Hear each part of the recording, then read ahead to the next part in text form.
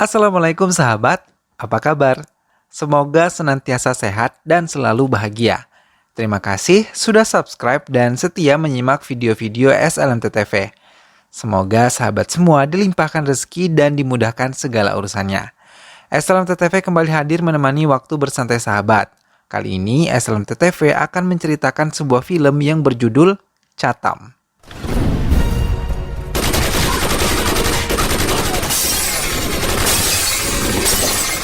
Film ini mengisahkan tentang bobroknya sistem pemerintahan di suatu daerah. Teroris yang melakukan kejahatan yang sangat keji diperlakukan dengan sangat istimewa dan terhormat meskipun di dalam penjara. Sedangkan para penjaga tahanan dijadikan hanya dianggap anjing penjaga saja oleh si teroris. Keadilan menjadi sesuatu yang sangat langka di daerah tersebut. Seorang polisi pun beraksi menegakkan keadilan bagi para penjahat yang kebal akan hukum. Lantas bagaimanakah kisah selengkapnya? Simak alur ceritanya berikut ini ya. Tapi sebelumnya, klik dulu dong tombol like, komen, share, dan juga subscribe-nya. Kalau sudah, mari langsung saja kita masuk ke alur ceritanya.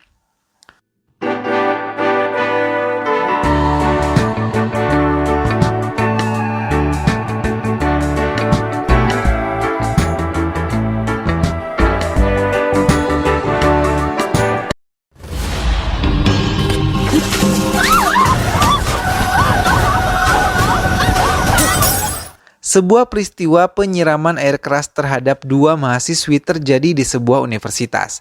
Kejadian tersebut mengakibatkan salah satu dari mereka meninggal dunia dan satu lainnya mengalami luka cukup parah di bagian wajah. Korban selamat mengatakan bahwa pelakunya adalah Mahes dan Kiran, teman satu kelas mereka. Kasus ini kemudian dilimpahkan ke polisi. Penyelidikan terhadap kasus tersebut pun dilakukan. Pengungkapan kasus itu dipimpin oleh seorang polisi bernama Gauri Shankar. Gauri adalah seorang polisi yang selalu bersikap santai dan selalu minum minuman keras bersama asistennya yang bernama Rangga Rao. Suatu ketika, Rangga Rao mendapatkan informasi bahwa dua pelaku penyiraman air keras berada di sebuah villa perkebunan milik keluarga mereka. Dua pelaku tersebut kemudian ditangkap tanpa perlawanan, dan mereka pun akan disidangkan. Namun persidangan mereka ditunda 15 hari lagi karena suatu alasan. Orang tua pelaku kemudian melakukan banding untuk para pelaku agar mereka menjadi tahanan kota. Permohonan tersebut pun kemudian dikabulkan oleh pihak kepolisian. Beberapa hari kemudian, Mahes dan Kiran ditemukan tewas di tengah jalan dengan luka akibat air keras di sekujur tubuh mereka.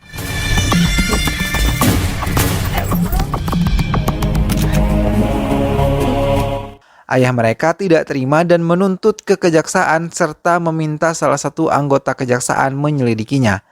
Atasan Gauri memanggil Gauri dan memberitahu bahwa Gauri harus menemani penyelidikan yang dilakukan oleh Tuan Syarat, yang merupakan anggota dari kejaksaan. Tuan Syarat mulai melakukan penyelidikan ditemani oleh Gauri. Mereka menyelidiki sebuah rumah yang diduga merupakan rumah tersangka. Namun mereka tidak menemukan apapun. Gauri mendapat laporan dari sang ayah yang menyatakan anak gadisnya hilang. Ayah tersebut merasa sangat sedih akibat kehilangan anaknya tersebut. Menurut laporan Rangga Rao, ada sindikat menculikan anak gadis yang akan dibawa ke Mumbai dan dijadikan pelacur oleh orang-orang asing yang mengunjungi Mumbai. Penculikan kembali terjadi di daerah tersebut. Kali ini korban yang diculik adalah seorang anak kecil perempuan yang bernama Vaishu. Para penculik membawa Vaishu ke sebuah gudang tua dan mengikatnya lalu menggantung gadis malang tersebut. Para pelaku tersebut menyiksa gadis malang itu dengan sangat keji. Di bawah Vaishu terdapat cairan rebusan besi yang mendidih dan menyala-nyala. Vaishu sangat ketakutan. Ia begitu ngeri melihat besi meleleh yang ada di bawah kakinya. Sementara itu di rumahnya, orang tua Vaishu sangat sedih karena tidak dapat menemukan Vaishu. Sedangkan di tempat penculikan, Vaishu masih sangat ketakutan. Ia terus memohon kepada para penculik untuk melepaskannya. Namun para penculik bukan melepaskannya, malah mereka semakin mempermainkan Vaishu. Semakin ia memohon, semakin penculik tertawa dan langsung menekan remote pengendali hingga membawa tubuh Vaishu semakin dekat ke dalam cairan mendidih tersebut.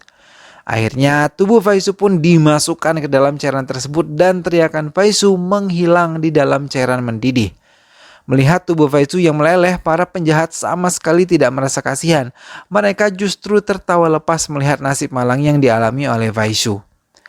Keluarga Faizu mendapatkan kabar penemuan tubuh Faizu yang telah meninggal di gudang tua. Mendengar hal tersebut, ayah dan ibu Faizu sangat terpukul dan menangis sejadi-jadinya. Mereka sangat berduka karena putri kesayangannya meninggal dengan cara yang sangat mengerikan. Sedangkan di tempat lain, atasan Gauri marah karena kinerja Gauri menurun sedangkan kasus kejahatan semakin meningkat. Beberapa hari kemudian, 2 penculik Faizu ditemukan tewas di tempat yang sama dengan tempat Faizu ditemukan tewas. Berita tersebut kemudian menyebar luas menjadi topik utama di semua pemberitaan. Tuan Syarat membawa laporan kepada atasannya bahwa ia telah menemukan pelaku penculikan Faizu, pembunuhan di tempat penculikan Faizu, dan pembunuhan kasus pelemparan air keras. Atasan Tuan Syarat terkejut karena melihat foto Gauri yang terdapat dalam file pelaku. Tuan Syarat menyampaikan bahwa Gauri datang ke gudang tua kemudian memukuli 2 penculik dan menggantungnya serta membunuhnya seperti mereka membunuh Faizu.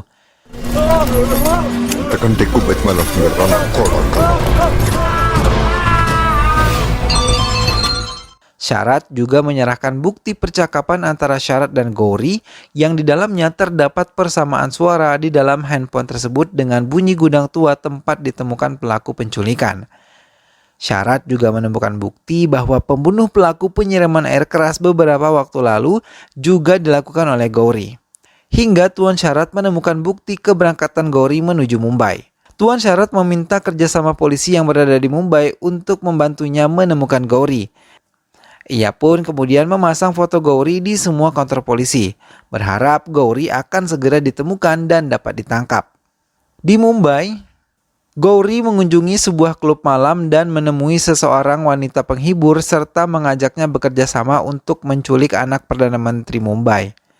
Setelah urusannya selesai, kemudian Gauri pergi ke sebuah tempat pelacuran di mana banyak turis asing yang datang dan sedang melakukan tawar-menawar harga dengan para pelacur yang dijual dalam keadaan setengah mabuk. Gauri terus mengamati keadaan klub tersebut hingga Gauri terkejut melihat seorang calon pelacur. Ia mengingat bahwa wanita tersebut adalah anak gadis yang dilaporkan hilang oleh ayahnya. Setelah melihat dengan jelas, Gauri ikut menawar gadis tersebut dan berhasil memenangkan gadis itu dengan harga tertinggi. Namun bukan uang yang didapat oleh pemimpin pelacur-pelacur tersebut, melainkan Gauri menembak semua orang yang ada di dalam ruangan tersebut hingga semua tewas bersimbah darah.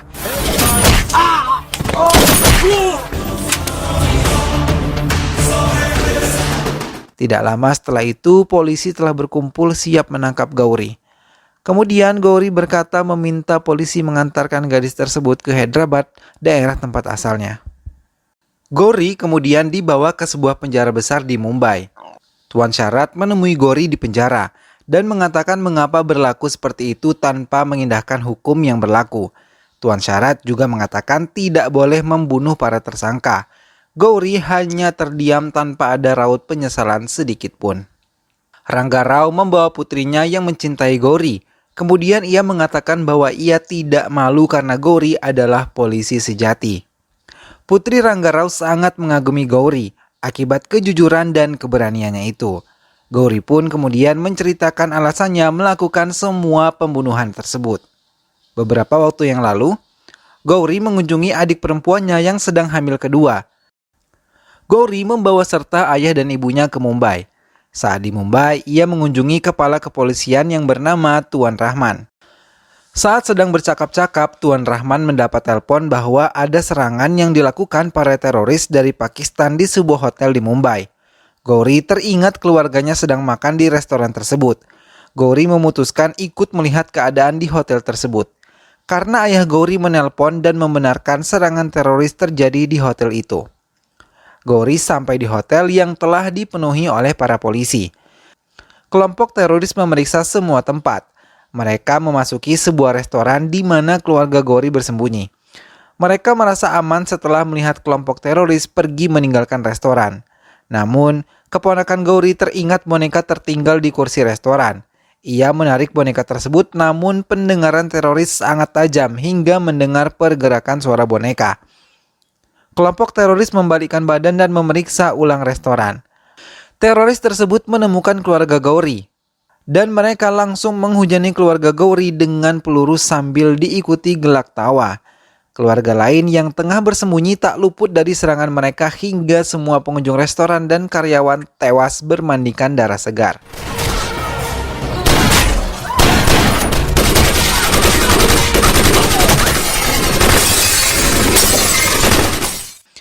Suara tembakan sampai terdengar keluar hotel.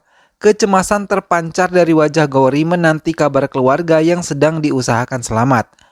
Akhirnya, kepala teroris yang bernama Ajmal Kazab berhasil ditangkap. Setelah semua teroris dievakuasi dan dibawa keluar hotel, Gauri masuk ke hotel tersebut mencari keluarganya. Gauri menemukan tubuh Tuan Rahman yang tewas dengan banyak luka tembak di tubuhnya. Gauri terus menyusuri restoran dan betapa terkejut serta hancur hatinya melihat restoran hanya meninggalkan bau anyir darah dari korban pembantaian para teroris yang kejam. Restoran penuh dengan mayat yang berkelimpangan penuh dengan darah.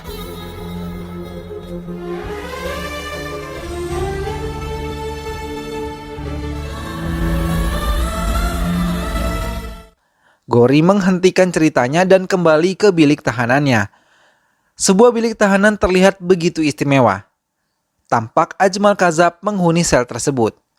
Ajmal Kazab mendapat perlakuan yang sangat istimewa di penjara itu dengan penjagaan yang sangat ketat dan juga canggih. Sedangkan Ajmal Kazab memperlakukan para polisi penjaga seperti anjing-anjing yang menjaga rumah mewah. Rangga Rao menceritakan semua yang terjadi dengan keluarga Gauri kepada Tuan Syarat.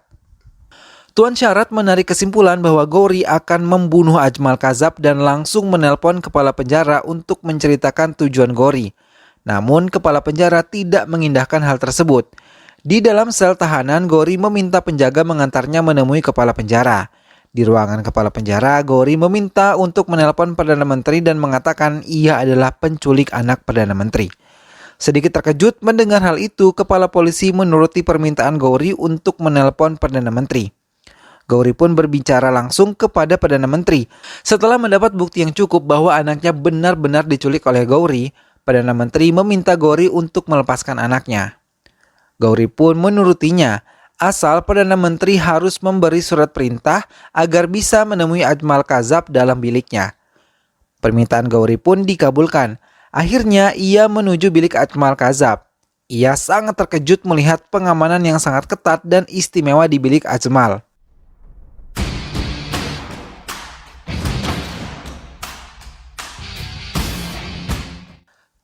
Setelah masuk ke bilik Ajmal, Gauri meminta ia ditinggal karena ingin berbincang secara pribadi dengan Ajmal.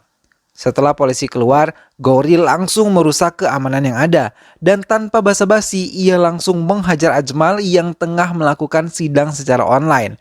Hingga pemukulan yang dilakukan Gauri disiarkan di semua pemberitaan.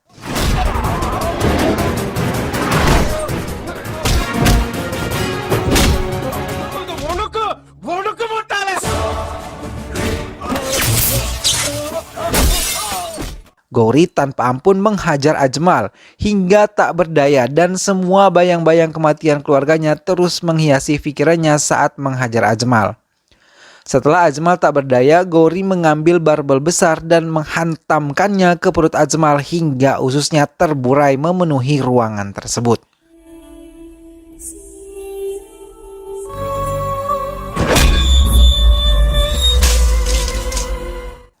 Gauri langsung dibawa ke pengadilan, namun ia merasa dirinya tidak bersalah karena yang ia lakukan adalah wujud keadilan yang harus ia tegakkan. Setelah apa yang dilakukan para teroris terhadap keluarganya, ia mengatakan uang yang dihabiskan sebanyak 8,5 lakhs per hari untuk kebutuhan Ajmal Kazab bisa digunakan untuk membantu rakyat dari kemiskinan, bukan malah justru mengistimewakan para penjahat. Gauri berpikir jika seperti ini hukum di negara itu, maka lama-kelamaan negara akan runtuh. Maka Gauri mulai menghukum para kriminal sesuai dengan kejahatan yang mereka lakukan. Para hakim yang ada hanya terdiam. Kalimat terakhir Gauri pun membuat pengadilan tercengang-cengang. Karena Gauri ingin pengadilan melakukan perkataannya. yaitu pengadilan harus membunuh para pembunuh atau rakyat yang akan membunuh pembunuh dengan cara rakyat. ఆ తర్వాత మీరు పీకేదేంటి నేను చూసేదేంటి ఇదేగా చిన్న పెద్ద తేడా లేకుండా కుక్కల్ని కాల్చినట్టు పెట్టాల్సిన వాడికి 5 స్టార్ ఫెసిలిటీస్ ఇచ్చాం పాకిస్తాన్ అందుకే వాడి నుంచిన బాంబ్ ప్రూఫ్స్ బఫూనా. Perkataan tersebut membuat orang-orang merasa kagum dan sekaligus kaget melihat aksi yang dilakukan oleh Gauri. కోట్లన్నీ గోడౌన్లుగా అద్దెకించుకోవడమే లేదా తప్పుకోమంటారా? Choice is yours. Film pun selesai. Nah sahabat, demikianlah kisah balas dendam Gauri pada para musuhnya. Memang ya, yang namanya ketidakadilan itu memang harus ditiadakan. Semoga sahabat semua terhibur dengan alur cerita film ini. Terima kasih sudah setia menyimak video-video SLMTTV. Dukung terus SLMTTV dengan cara klik like, komen, share, dan juga subscribe. Sampai jumpa di video selanjutnya. Sehat selalu ya sahabat. Wassalamualaikum.